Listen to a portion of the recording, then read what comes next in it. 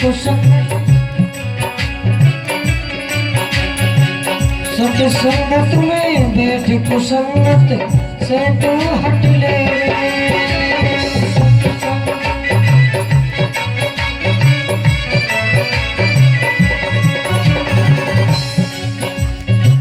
राजेश्वर प्रभु नाम हरि का हृदय से रट ले।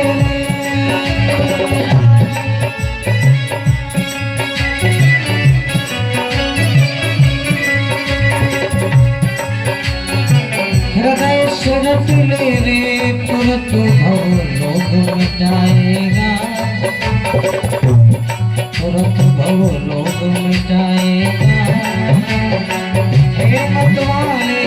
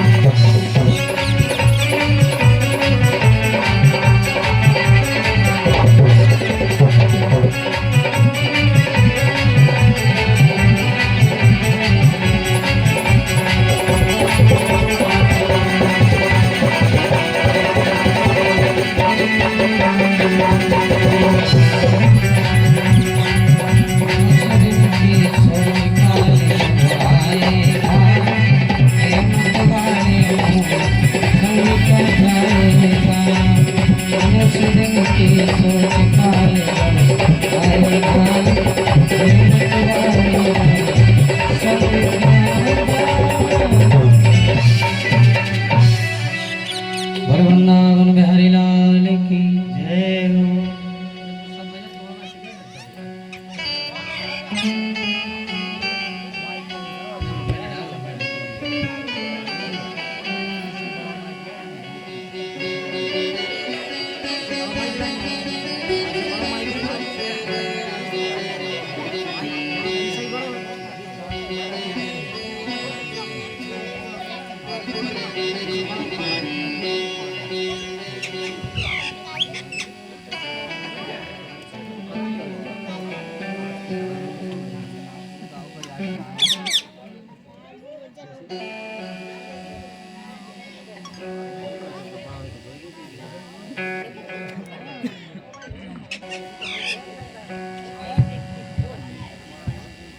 हेलो सीधा दे वॉल्यूम तेज करो। हेलो सीधा दे, हेलो हेलो सीधा दे, हेलो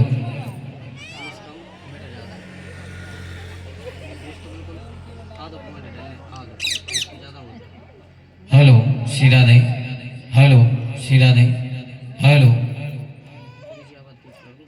हेलो सीधा दे।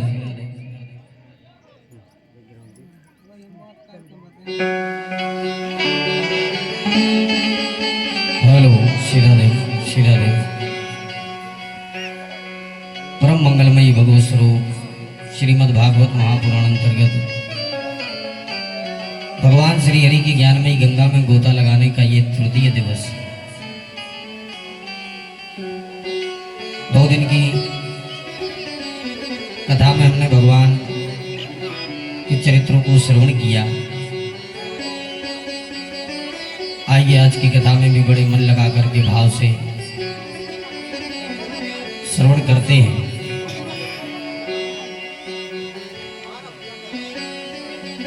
कल की कथा में हमने भगवान ने कैसे परीक्षित की रक्षा उत्तरा के गर्भ में की, यहाँ तक की कथा को श्रवण किया।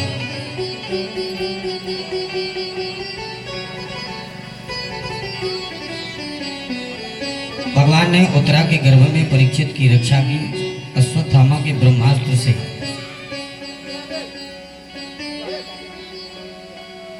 भगवान द्वारका जा रहे थे तो भगवान ने द्वारका जाने का विचार स्थगित किया।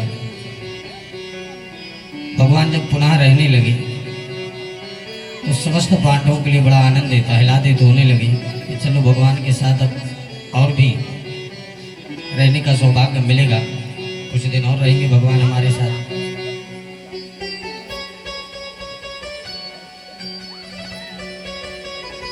पुनः जब जाने के लिए तैयार हुए तो पांडव ना चाहते हुए भी भगवान की विदा करने के लिए तैयार हो गए।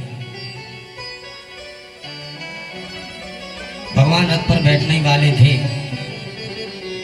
जबकि बार कुंती मैया दौड़ी भागी चली आई और सीधे आकर के भगवान के चरणों में लिपट गई और स्तुति करने लगी। नमस्ते पुरुषं त्वाद्यं नमस्ते ईश्वरे परम।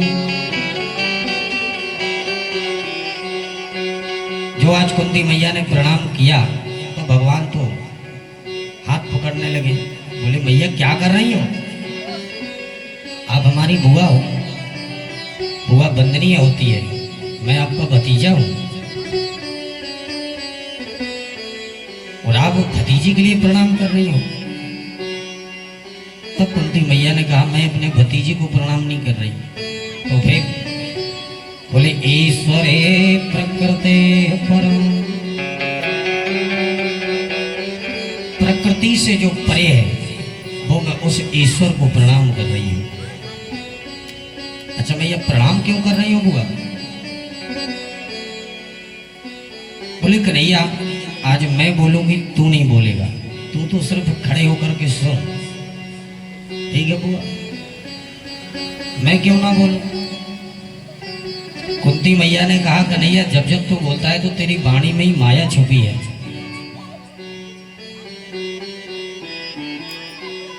जब अपने इस मुखारविंद से अमृतमय वचनों को तू बोलता है और जब तू माधुर्य मुस्कान प्रकट कर देता है तो तेरी तो माधुर्य मूर्ति का जब दर्शन होता है तो उसी में द्रवीभूत हो जाती हूँ, सब कुछ भूल जाती हूँ। इसलिए आज तो ना तू हंसेगा, ना मुस्कुराएगा, ना बोलेगा, बिल्कुल शांत खड़ी रहो, ठीक है मैया? कुंती ने कहा कन्हैया जब भी हमारे पुत्रों पर संकट आया तब तक तूने हमारे पुत्रों का साथ दिया। आज जब हमारे पुत्रों के ऊपर कोई संकट नहीं है, सुख की थोड़ी सी सहानुभूति प्रकट हुई नहीं कि तू सबको छोड़ करके जाने लगा। मैंने सुना है कि तू प्रत्येक जीव यदि तुझसे कुछ मांगे तो तू देने के लिए तैयार रहता है। तो जा तो रहा ही है, पर जाते जाते अपनी इस बुआ को भी कुछ देते जा, ठीक है बुआ? मांग लो क्या चाहिए। तब कहा कन्हैया मुझे तो बस यही चाहिए कि जीवन में सुख ना मिले। सुनते ही कन्हैया घबरा गए, बोले भैया ठीक ठाक हो गए? नहीं, संसार के लोग दुख से भागते हैं और तुम सुख से भाग नहीं हो, ऐसा क्या है? तो वही बात पुनः प्रकट की कि कन्हैया जब सुख आया तो तू जाने लगा, तो जब दुख था तो कम से कम तू साथ में तो था। सुख के माथे सिल पड़े जो हरि हृदय सो जाए, बलिहारी बा दुख के जो पल पल नाम रटाए। धन्य है वो दुख कि कम से कम दुख में प्रभु का चिंतन तो बना रहता है। और हम लोग दुख में ही करते हैं, सुख में तो भगवान को कभी सुमरते ही। हाँ, इतना सारा यदि पैसा इकट्ठा हो जाए तो फिर हम अपने आप को ही बढ़िया मालिक समझने लगते हैं। गांव के लंबड़दार तो हम ही हैं। यदि सुख में भी ईश्वर को स्मरण करते रहो तो दुख कभी आने वाला नहीं है। सदा प्रभु का चिंतन करते रहो। हम लोग सुख मांगते हैं, वो आज कुंती मैया दुख मांग रही है। सुख नहीं चाहिए, बस मुझे दुख दीजिए, सदा दुख बना रहे। यदि दुख रहेगा निश्चित है कि आपका चिंतन तो बना रहेगा। भाई प्रभु का भजन हो, प्रभु का चिंतन यदि चलता रहे तो इससे भला और क्या हो सकता है। बलिहारी बा दुख की जो पल पल नाम रटाय।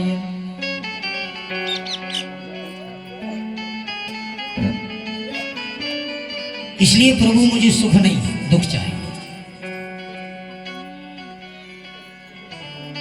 तो भगवान जा रहे थे तो भगवान ने पुनः द्वारका जाने का जो विचार था वो स्थगित किया और पुनः लौटे आए। एक दिन जाकर के भगवान ने देखा कि राजभवनों में बड़े भैया धर्मराज युधिष्ठिर एकांत बैठे हैं। सकल पर 12 बज रहे हैं। भगवान जब पास में पहुंचे, पूछा भैया ऐसे मुंह क्यों लटकाए बैठे हो, क्या कारण है? आपके चेहरे पर उदासी।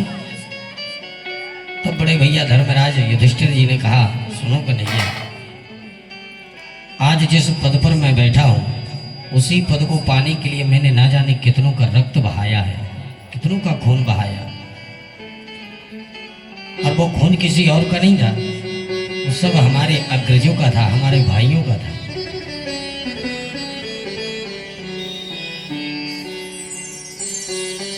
जब मैं वो विधवा स्त्रियां देखता हूं तो मुझे बड़ी गिलानी होती है, क्योंकि वो विधवा स्त्रियां ही तो वो अपने ही तो घर की हैं, परिवार की हैं।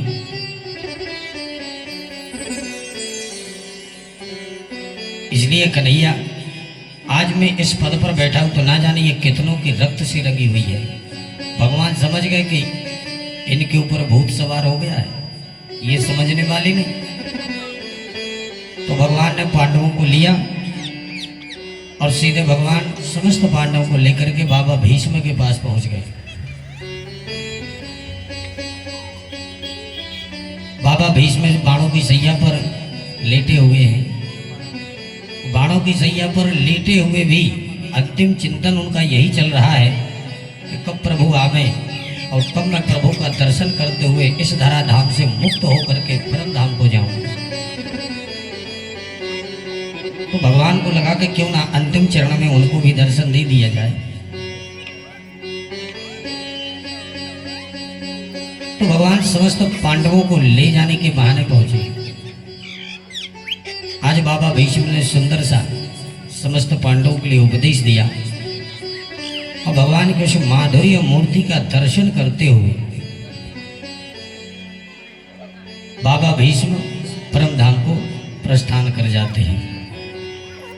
बोले बाबा भीष्म की। हम यही चाहते हैं कि जब हमारी मृत्यु हो तो प्रभु का नाम मुखमय हो।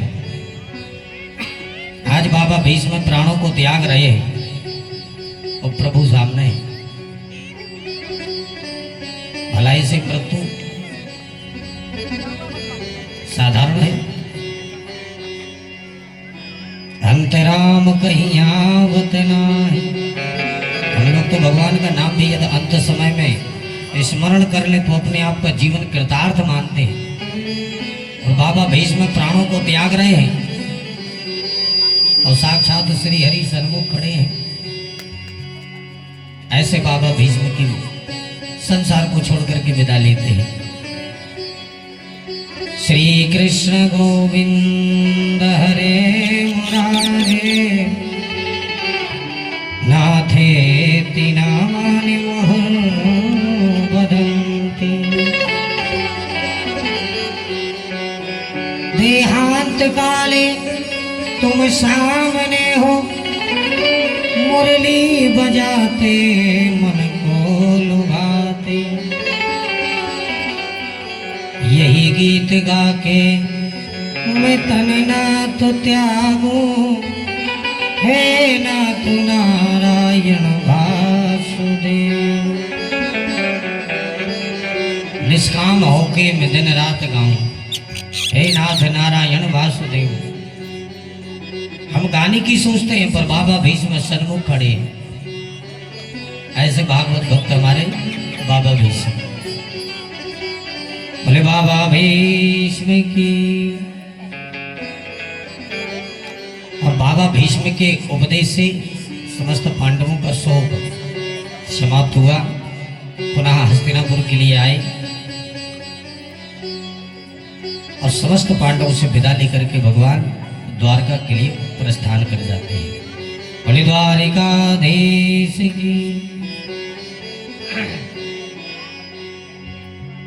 सोनक जी खड़े हो गए, बोले महाराज हमने आपसे ये प्रश्न किया था कि राजा परीक्षित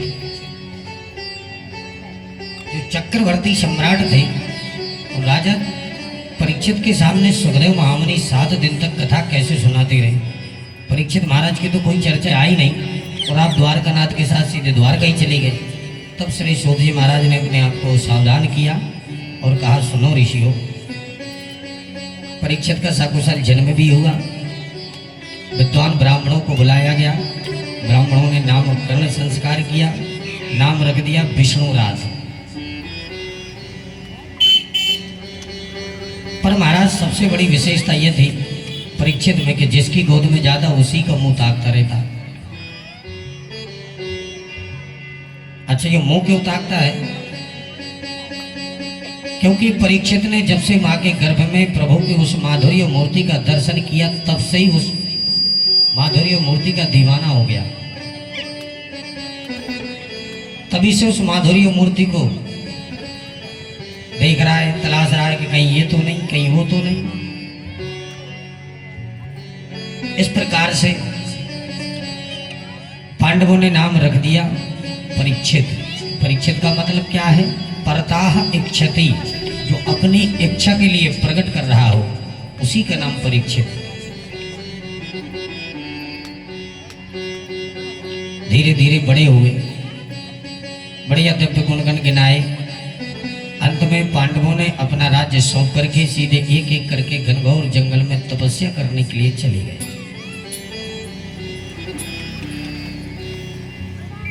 छोटी सी अवस्था पर परीक्षित पर जब सत्ता का दायित्व पड़ा तो एक दिन परीक्षित को लगने लगा कि क्यों न अपने राज्य का निरीक्षण तो कर आऊं, देखूं कि मेरे राज्य की सीमाएं कहां तक है। तो एक दिन घोड़े पर बैठ करके सीधे चल दिए। जहां भी जाते हैं परीक्षित वहां पर अपने पूर्वजों की प्रशंसा पाते हैं। पर भ्रमण करते करते इन्होंने एक बड़ा दृश्य देखा। एक कोई शूद्र गाय और बैल के लिए पादप प्रहार करता हुआ ले जा रहा है। तो तुरंत खड्ग निकाल करके मारने के लिए दौड़े। इति लंघित मर्यादम तक्षका शब्द में हनी। हे गुलाम, हे मूर्ख, तू कौन है मेरे राज्य में? कहां से आया भाई? तब तुरंत हाथ जोड़ करके सीधे चरणों में गिर पड़ा। बोले महाराज क्षमा करें, मैं भला जाऊं तो जाऊं, कहां जाऊं? इस वसुंधरा पर एक छत्र राज्य आपका ही है। जहां भी जाता हूं वहीं पर आपकी सीमाएं हैं राज्य की। गाय से पूछा आप कौन है? बैल से पूछा, दोनों ने अपना परिचय दिया। सुनकर के परीक्षित को बड़ा दुख हुआ। मैं समझ गया कि भगवान इस धरा धाम को छोड़ करके गौलोक धाम को चले गए, तो ये पृथ्वी और धर्म की ये स्थिति है। भाई तू कौन है? तब उसने हाथ जोड़ करके कहा महाराज हमारा नाम है कलयुग। तो भाई तू कहां से आया? इसी वक्त मेरे राज्य से निकल जा। तब उसने कहा महाराज जाऊं कहां? जहां भी जाता हूं वहीं पर आपका राज्य है, मैं कहां जाऊं? तब परीक्षित ने कहा चलो ठीक है, हम तुम्हें 4 कमरे दे देते हैं, 4 जगह पर रहो। द्योतम पानम स्त्रिया सोना यत्र धर्मा चतुर्वेदा।